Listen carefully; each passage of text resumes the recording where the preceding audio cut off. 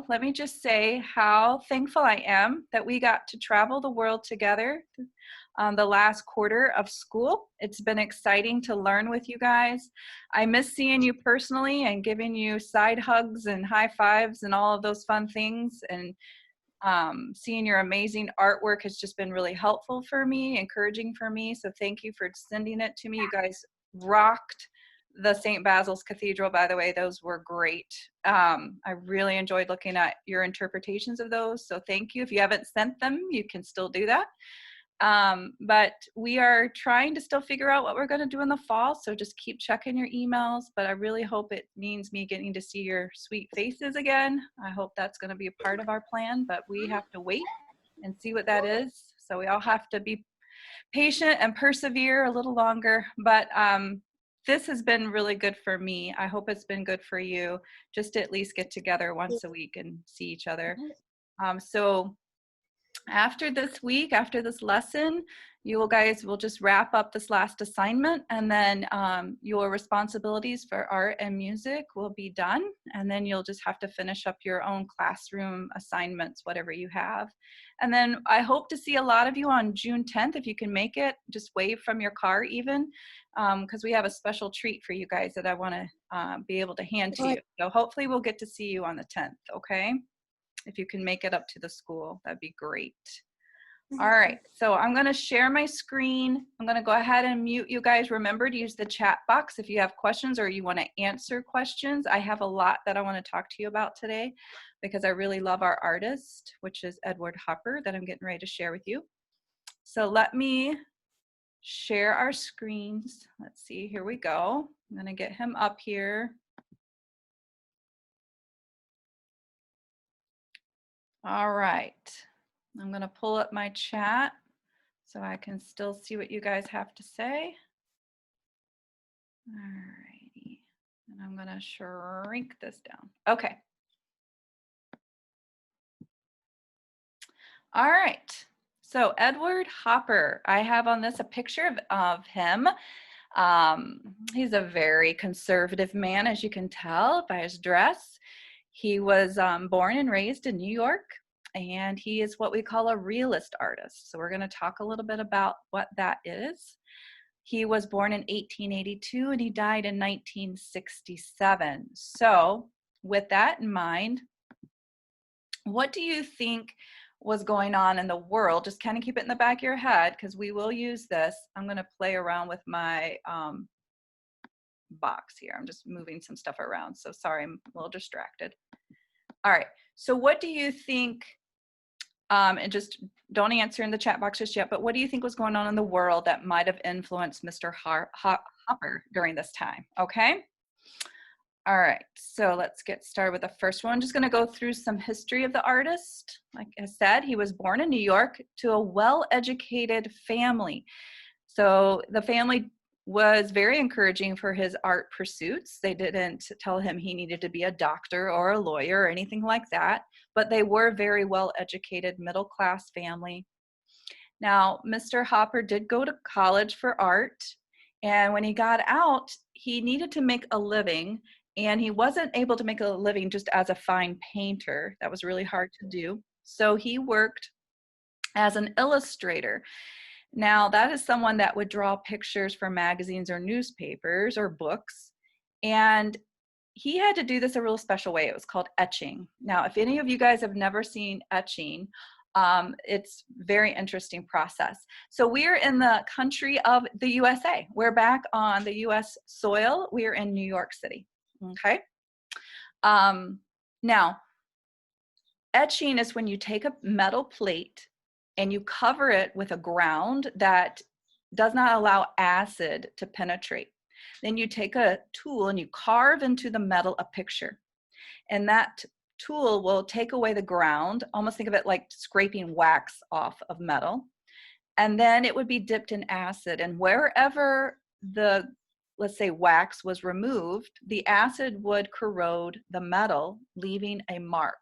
And then you would ink the metal and you would use it over and over like a stamp, and he could reproduce his prints over and over again. And he did that for years he didn't really start making money as a painter until he was in his early 40s. So he did that for a long time. It wasn't his favorite job, but it did provide a living for him. He was married to a woman named Josephine. She was also an artist and was a big part of his success. Okay. Now it says here he was a student of the Ashcan School. The Ashcan School was a group of New Yorkers that got together. It was informal, almost like a book club, if you want to say that, but it was an art club where these men decided that they would paint things as they were. So they would go into the cities, the gritty parts of New York, and paint real life situations. It wasn't always beautiful models or ideal settings. Sometimes it was just painting exactly what they saw. Okay, so they decided they were going to do that together. He, like I said, he was a conservative man, very individualistic and reclusive. That Edward Hopper liked to be alone. He liked solitude. He enjoyed the peacefulness of being by himself. Now, we have all been kind of alone for about, I don't know, 12 weeks now, it seems like. So we're just starting to be able to get together with friends again. So some of you might have enjoyed that time to read and go outside or take a walk, and some of you might be really struggling with that. So Edward Hopper was the kind of person that really loved being alone. He didn't mind it so much. It's what we would call an introvert, someone that is more energized by being alone than being with people. He loved to read. That was a big part of his artwork, which we'll look at in a little bit. And he felt art should always reflect the personality of the artist. And his art did that. And he developed what we call soft realism. Now I'll explain that to you. Realism is when you paint exactly what you see, but soft realism is a thing that he developed where he thought he could change certain things, either simplify them or enhance them or make them his own. He didn't keep it exactly as is. Okay, so he developed what we call soft realism. All right. So I'm going to go to the next slide, and this is where I need you guys to chime in, okay? This is one of his most famous paintings. It's called Nighthawks. So my question to you is, before I give you any more information, is what do you think's going on in this picture? Okay. Now I can't see all of your hands, but I will try. Kathy, you can unmute. Go ahead, Kathy. What do you see? I see a diner. Good. A diner. Yeah. What else? You guys feel free to unmute. I'm going to unmute you. I'm going to see if I can unmute you from here. Sorry, it's frustrating. Okay, here. I don't know if I can unmute you without stopping my share screen. Okay. Maybe you guys could, I'm looking for hands raised. Some of you, okay. Oh, all right. Ashton, you wanna answer? What do you see, Ashton? I'm sorry, Afton. Why is it Ashton? People sitting down at a table. Okay, good. You see some people sitting down at a table. All right, let's see if I can find someone else. Anyone else want to answer? I can't see all of your faces. Some of you are not on screen. So oh, okay, Christopher. Or is that who was Tristan? Tristan, go ahead. Are you unmuted, buddy? Let me see. There you go. I only see 3 people there, and then there's the diner person. Good. 3 people and a diner person. All right. It looks like an old-fashioned cafe. Good. It looks, okay, someone says, I remember this picture. Good. Yes. Okay. All right. So, yes. Let me ask you this. Is it daytime or nighttime? Good. The girl is Hopper's wife, correct? Or at least she was modeled. No one's talking to each other. Thank you, Jordan. Very good. It is nighttime. Yes. Okay. So you guys have kind of given your basic analysis. Even the couple. Good. Even the couple's not talking to each other. Yeah. Very good. You guys are very intuitive, very good at looking and discerning. So I'm going to tell you a little bit about this picture, and then I want to see if your interpretation of it changes, okay? So let's talk about what was going on with Edward Hopper at this time. So this was, Pearl Harbor had just been bombed. So we knew we were about to engage in World War II. Hitler had already promised to destroy New York City, where Hopper lived. His wife was prepared because of the bomb raid. She had prepared a bag. She thought being prepared was necessary. He took a different approach. He locked himself up in his studio and started painting this picture. And as you can see, New York is a very busy city, but here it is nighttime, and there's people sitting in a diner, not talking to each other. And I want you to keep thinking about this as we continue to discuss this picture and how Edward Hopper used what was going on in his life to illustrate his emotions or his feelings, okay? And someone says it looks like streetlights make the shadow and light. Yes, okay, there is some artificial light coming from the diner out into the streets, okay? So let's talk a little bit more about this particular picture. What do you think about the title Nighthawks? Okay, let's talk about that some now. So what if I had told you the title of this was Night Owls? Do you guys know what a night owl is? Yeah. Okay, what is a night owl? That's a picture like in Chelsea often. What do you guys think a night owl is? You can put it in the chat box, or you can, if you're unmuted, you can tell me. Afton? An owl that's out at night. Well, owls are nocturnal. They like to hunt at night. But night owl is, oh good, Kylie's saying it. Yeah, it's a person that likes to stay up late. It's a term that we have given to people that prefer to stay up at night. We call them night owls. I'm a So night owl. you're a night owl. So a night owl. Night owl too. Yeah. My husband is. I'm Sometimes not. I do something so fun, and then it distracts my mom and dad. Like last night I did that, and I didn't go to bed till 10 o'clock, which is 2 hours past my bedtime. Okay. So a night owl is someone that likes to stay up late. Now, we've given that term to people. We don't actually have an owl called a night owl.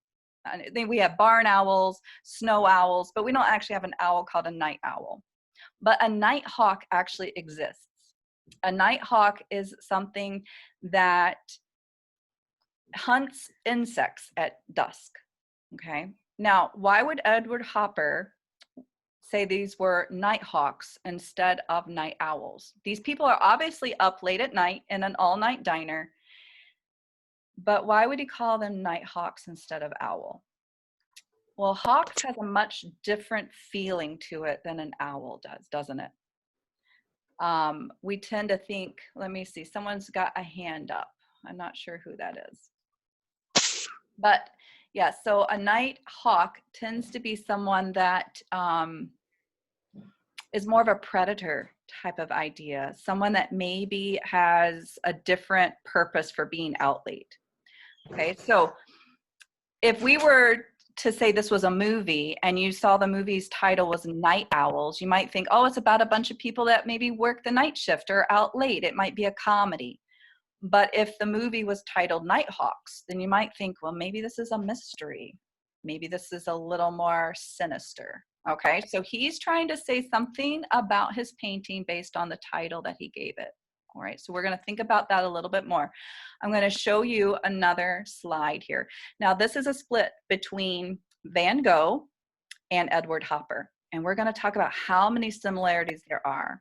Now, Van Gogh was someone that did inspire Edward Hopper, and Van Gogh's picture on the left is called the Night Cafe. Again, it was a cafe that stayed open late in case there were people that could not afford to pay for a hotel. They would come and sit in these cafes all night. it wasn't necessarily attracting the best people. Sometimes these people might be dangerous. We don't really know. But what I want you to notice is the use of color between the two of these. What do you see that's similar in the color schemes? You can type that in the chat box if you'd like.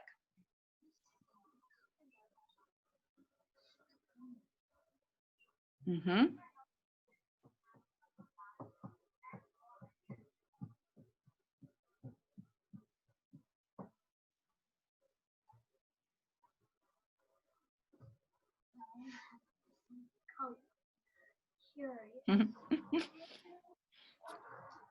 Okay, you guys are giving me some good feedback here.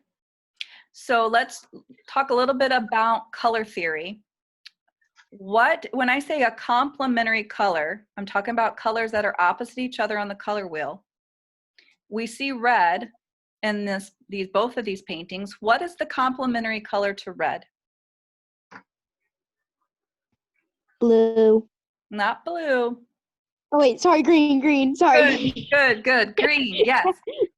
Green. So both of these artists use green and red together. You can see red in the bar of the Nighthawks at the counter. You can see green around the window. You can see red on the building behind it. And then Van Gogh's Night Cafe, you see red on the wall, green on the ceiling, green on the pool table. But oddly enough, he used a very nice green at the hostess stand or the cash register stand or whatever that would have been called back then. It was a much different green.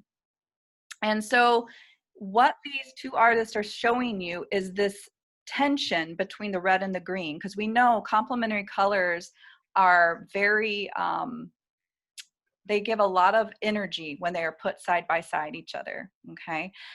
They're opposites on the color wheel, so they have a lot of energy. And so usually the warm colors come forward and the cool colors recede, but when both artists put them side by side, he's making some tension in the painting, which goes more to that emotion that these artists are trying to show you with their painting, okay? No, it turns So they used color.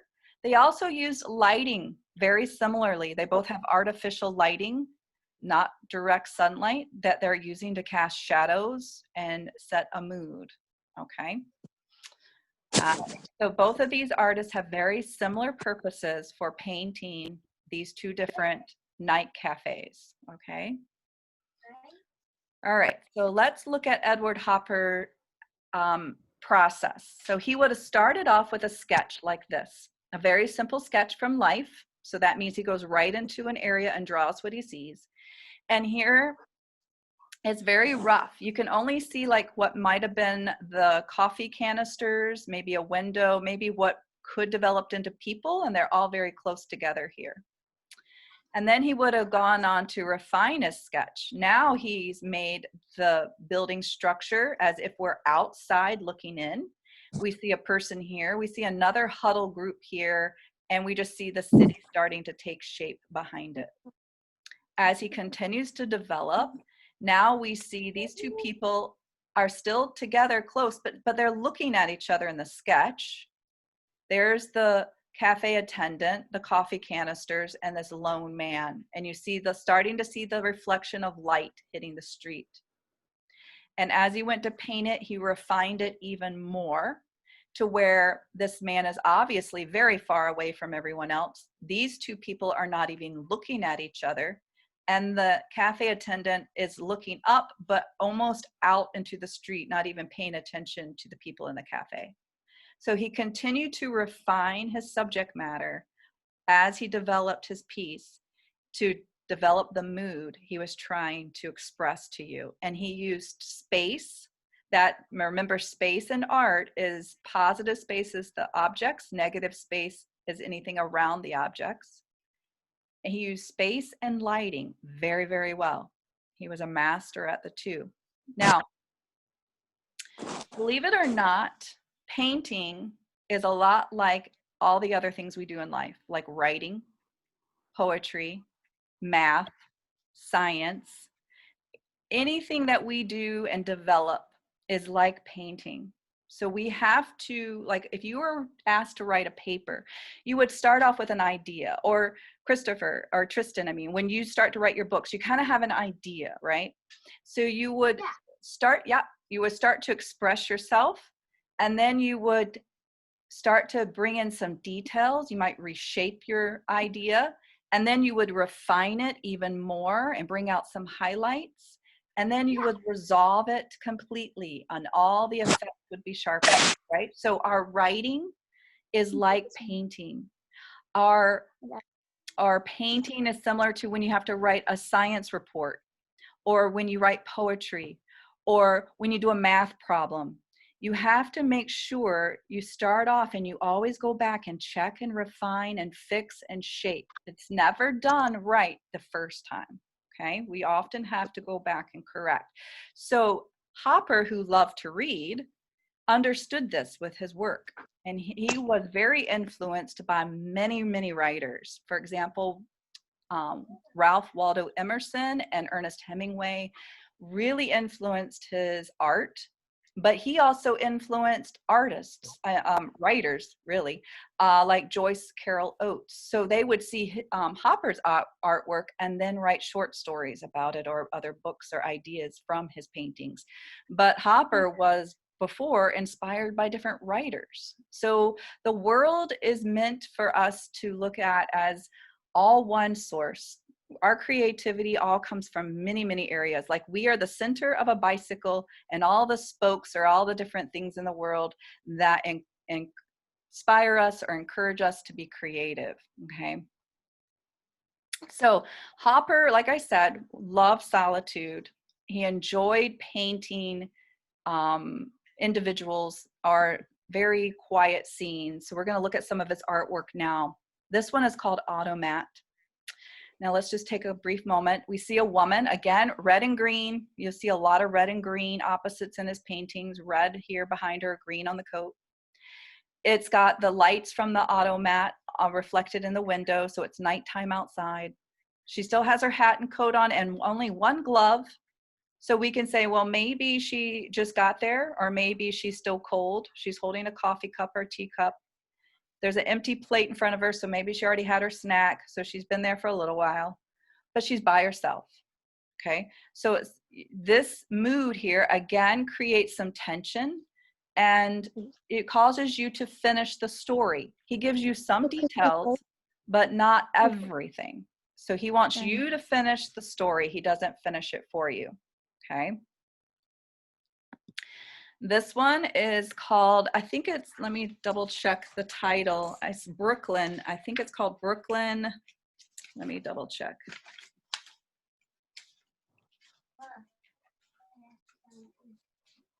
I'm looking for the title of this one. A Room in Brooklyn, I think it's called. Yes. So this one, again, has some red and green, but it also has blue. But you see a woman just staring out the window. We are to think this woman was his dear friend that was from 10 years of letter writing back and forth to each other.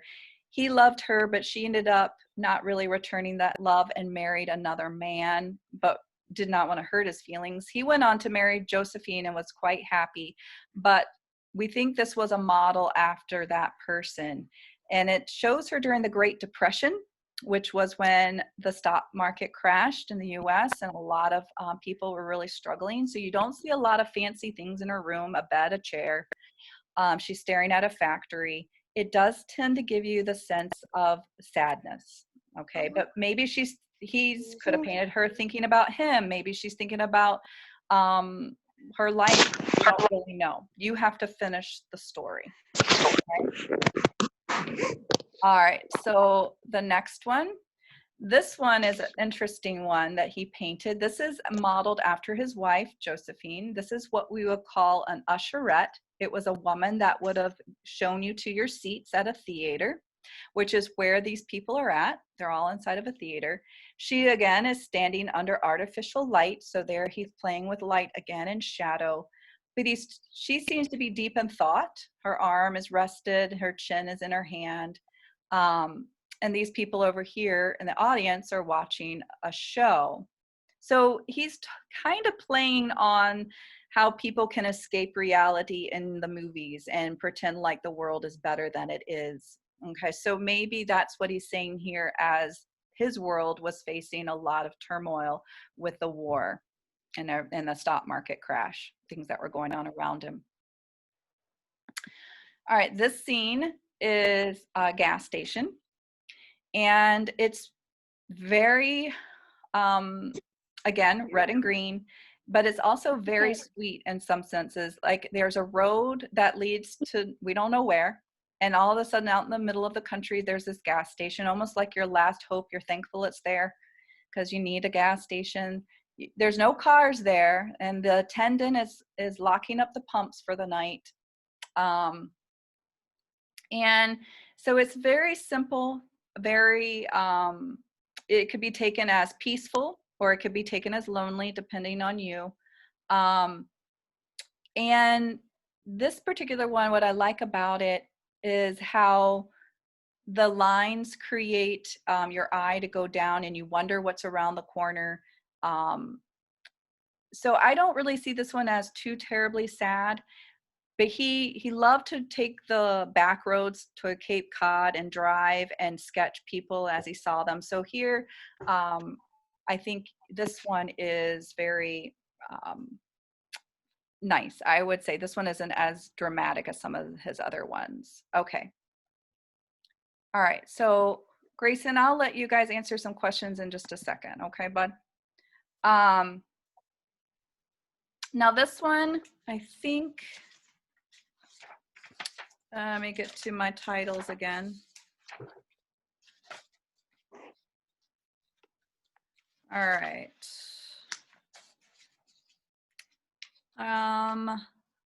No, this one I don't have the title to. I think it's like, I can't remember the name of this one off the top of my head. But what do you see in this picture? Let's talk about this one. Some of these are sad. Yes, Kathy, some of these are sad. But remember, Hopper was going to paint as he saw life. He wasn't going to change it. So Kathy, what do you see in this one? I see a man and a lady Mm-hmm. and a house. And a house. Okay. Anyone else?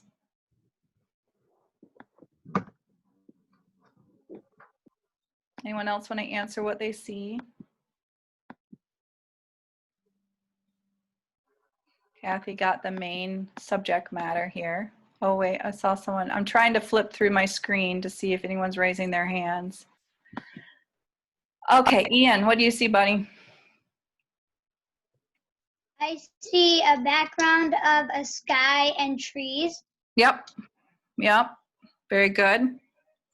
So there's someone reading a newspaper and someone looking over the banister. What I really like about this one is his use of light, how he has the light shining really harshly on the front of the house, and then the shadows. This one seems just peaceful, just people kind of enjoying the day. There's nothing really sad about this one. Okay. So it's just two people enjoying the afternoon. Okay. Now this one. What do you think about this one? All right, Christopher and Tristan, what do you guys think about this one? Looks very plain, like nothing in it. It looks like someone's just moving in. Yeah. Right? Either someone just moved in or someone just moved out, right? Yeah. Yeah. Yeah, and we can tell that it's sunny because of the shadows. Like you said, there's some sun coming into the room. How does this one make you feel? A bit lonely. A little lonely? Okay. Yep. So I think what Edward Hopper was doing with this one is just playing around with light and the simplicity of light and space. Okay, how he made you feel an emotion with just a room, just an empty room. Okay. All right. Now, this one is called House by the Railroad. And what do you think about this one?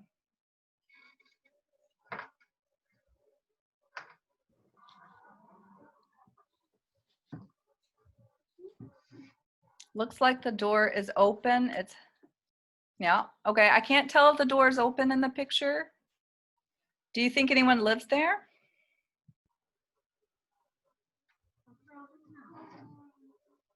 Maybe. It looks like an empty house. The lights cast most of the house in shadow. Yeah, it does, kind of giving it more of an ominous feel or lonely. It's a beautiful Victorian home. But notice there's nothing living around it. There's no trees, bushes. Okay. And the railroad cuts right across the canvas. There's no train on the track. And he's using that sharp line to separate you from the house. It's really still. That's a great observation. He's almost saying like you're not allowed in. You're blocked from the house. You can try to see over the railroad tracks as hard as you can, but you're really not allowed in. It's a very different sense from this one. All right, so he's talking about, in this one, he's actually making a statement about how he prefers the agrarian life or the farm life, the agricultural life, to the city life. Okay, and he maybe feels a little cut off from that with his life in New York. I'm not sure. Okay. All right, so let's go to one more. Well, actually, I got a couple more I'm going to show you. Now, he started off with watercolors when he first started painting and moved into oils. And this is some of his earlier watercolors. What do you think about this? Does it have the same lonely feel as some of the other pictures we looked at? No, I don't know. No, I don't think so either. I love his line work. It's a little more, not abstract, but a little more impressionistic in some ways because it's not as realistic and defined as some of his later paintings. Remember that old house I said? Where's the driver? That's a really good question. I noticed that too. Again, it's empty. Okay. But his color choices here are much different than his other ones, if you've noticed that. Okay. It does have more colors. Good, Libby. Yep. It looks like you see smoke coming out. Yeah, it does. Right here by the smokestack, you can see how he did the blues. That's a great observation. Blues. Okay, could be carrying something important. That's good. All right. All right, that's a great observation, Aaliyah, too. It fills the space more. So here he's still using space, but his composition is primarily the subject matter. That's a great observation. Very good. Okay. I don't know what the 177 is. It's probably the train number. Yes, I know. Train's going to go past the house. Yeah. Well, maybe so, Richard. Maybe that's the train on the way to the Victorian home. We don't know. Okay, here about this one. What do you think about this one? What kind of emotions do you think of when you see this picture? Does this look lonely? Does this look sad? Does this look happy, peaceful? Peaceful. Peaceful? Okay, why do you say peaceful?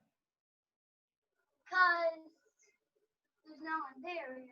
Probably one person. No one there?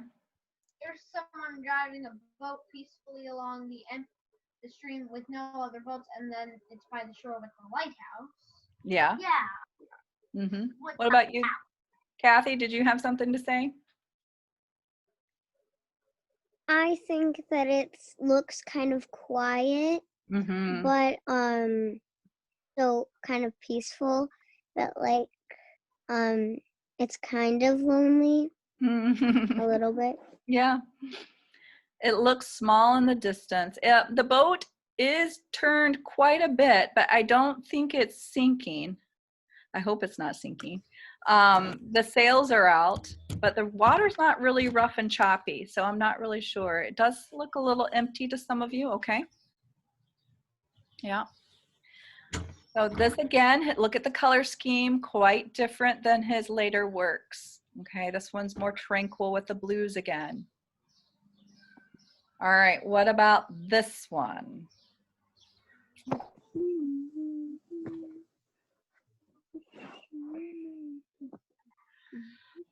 This is a bridge.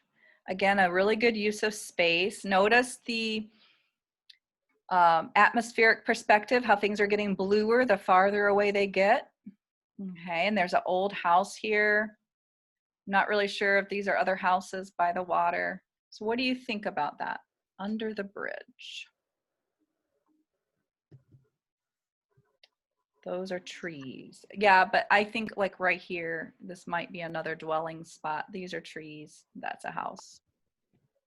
Looks foggy, yeah. The water. It still has a sense of, yeah, it still has a sense of being a little empty. Why does he make houses in loud areas? I don't know. I don't know why. That's a great question. So again, you don't see a lot of, you don't see cars on the road. You don't really see lights on the bridge or any activity. It's just, again, very tranquil, peaceful. So you got to remember that Edward Hopper thought artwork should reflect the artist's personality. He liked solitude. He liked being alone, okay? You would think it would be hard to live there. Maybe so. Really? So I'm going to show you some artwork now of some student artwork in the style of Edward Hopper, just to give you some inspiration, because I want you guys to draw a picture of your choosing, subject matter of your choosing, in the style of Edward Hopper. So it's going to be realistic, not abstract, which I'm going to say this about Edward Hopper. Remember last week we looked at Natalia Kongrova, and she was more of an abstract painter. She was very influenced by Cézanne, Matisse, Gauguin, even the Cubist artists like Picasso. Well, Edward Hopper was around the exact same time that she was. And he knew all of that movement was going on in Europe. And he did not feel pressured to change his style and leave realism. He decided to stick with realism, even though he knew other people were becoming very successful in this new movement of art. So I respect him a lot for sticking to what he thought was beautiful or what he wanted to express, and didn't give in to the pressure of the culture around him where everyone was doing something different. Okay, I really do appreciate that about him. So here's a student art piece, a young student of a house. Notice the house takes up most of the page, and it's showing the doors and windows. So it gives but no lights, no people, nothing, like you can't really tell what's going on. Very simple. Here's an Edward Hopper style sailboat. My upper school students, before we had to leave school, we were working on a beautiful sunset painting with a sailboat. And it reminds me a lot of this Edward Hopper one here. So you can do something like that. Here's another sailboat from a younger student. Or maybe a steamship. He did paint some of those. Maybe you want to do your idea of a gas station with the road going into the woods. Or a bridge. Here's some other sailboats. Maybe you're more into trains. Maybe you want to show the light and shadows that are created with a house, like he did. Or maybe you want to do more of the lighthouse scene with the shadows being seen from the sun. You can cast shadows on there. If you want this, how to draw this particular picture, I can email it to you. You can just email me and ask me for it. Can you draw animals? I don't recall Edward Hopper drawing a lot of animals. He did lots of landscapes and people, urban settings as well as rural settings. So think about landscapes, think about things you would see outside, okay? What do I exactly want you to draw? You can draw. Can we do ourselves? Yes, you can draw a portrait of yourself. You can draw a person or a landscape in the style of Edward Hopper. So that means you got to think about space. How does space influence your art piece? Does it make it feel peaceful or lonely or sad? How is your light source used? Does that help increase your mood? Okay.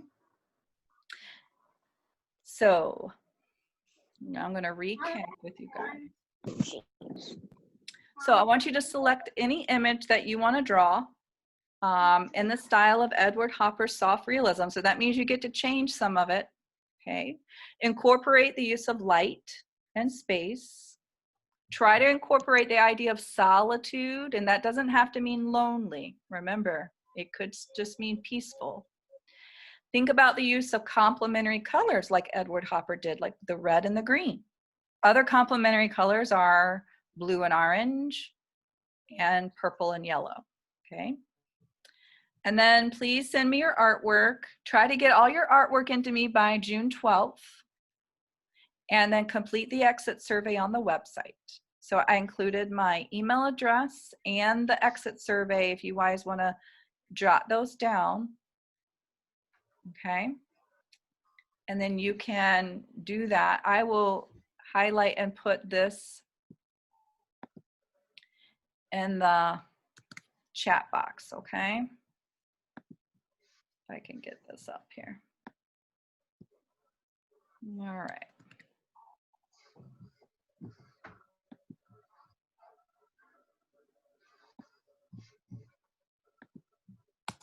There you go. So if you guys want to click that and get that up, you can get the exit survey up. You can do that right after this one. So let's just go back and see if there's any questions. I'm going to stop share and we can talk a little bit if you have any questions about the assignment or the artist. Okay. I'm looking for hands right now, going through. All right. Not seeing hands, but if I miss you, just speak up. Okay. Okay, Kathy, go ahead, hon. You said in by June 12th, right? Yes, ma'am. Get everything into me by June 12th if you can. I can't see the exit ticket link. Okay, did it not show up?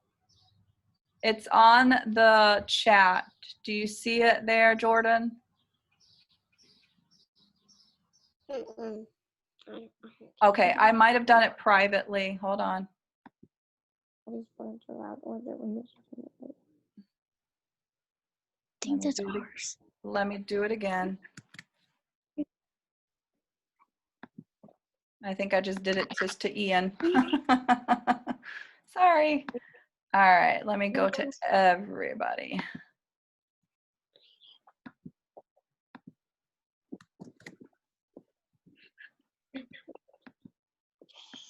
This is Rose. Yeah.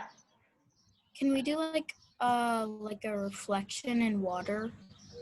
Reflection in water, that would be cool. Yeah. Okay. Mm-hmm. Miss Rose, Yes. can I do a unicorn? How would you do a unicorn in Edward Hopper style, Afton? What would you have? Maybe I would draw some clouds in the sky, and then I would draw a unicorn with a shadow. Oh, good. So you're using some shadow. Would the unicorn need to take up, how would you get the unicorn to look peaceful or in solitude or maybe lonely? What do you think? Maybe I would maybe I would draw it like laying down and being peaceful and maybe nibbling on some grass. That's a great idea, Afton. Really sweet. Yep. Mm-hmm. Are you guys starting to kind of get the idea? Is it making sense? If not, let me know now so I can help clarify for you guys. Kathy? Can we draw like any animal if we use this stuff, if we use the things Edward Hopper style? Sure thing. So don't forget, complementary colors create tension in your artwork. Think about how can I make it look peaceful or lonely or sad, whichever kind of emotion you want to express. Okay. Anyone else with your questions before we go? I'm going to go through my screen one more time. Okay. I am. What's that? Everyone's good? Okay. Well, you guys have one more music class with Mrs. Hunt coming up, and that's going to be really great. I'm sure you'll look forward to that. So if you guys don't have any more questions, oh wait, can we draw food? I'm gonna leave all of this open for you guys to discern what your subject matter. You just have to use the rules of Edward Hopper. So space, Was can we light, draw food, like and disappointing food? as well as your color theory, like are using complementary colors to create tension. Okay. So yeah, I'm sure this will be a really fun project. You guys will think of all kinds of stuff to draw. Okay. On a table. All right, you guys can say hi to everybody if you'd like. Bye. Bye. Bye. Have a good summer. Miss you guys. Bye. Wait, that was the last one.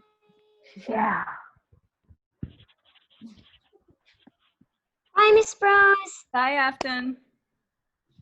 Bye. Bye-bye, guys. Bye.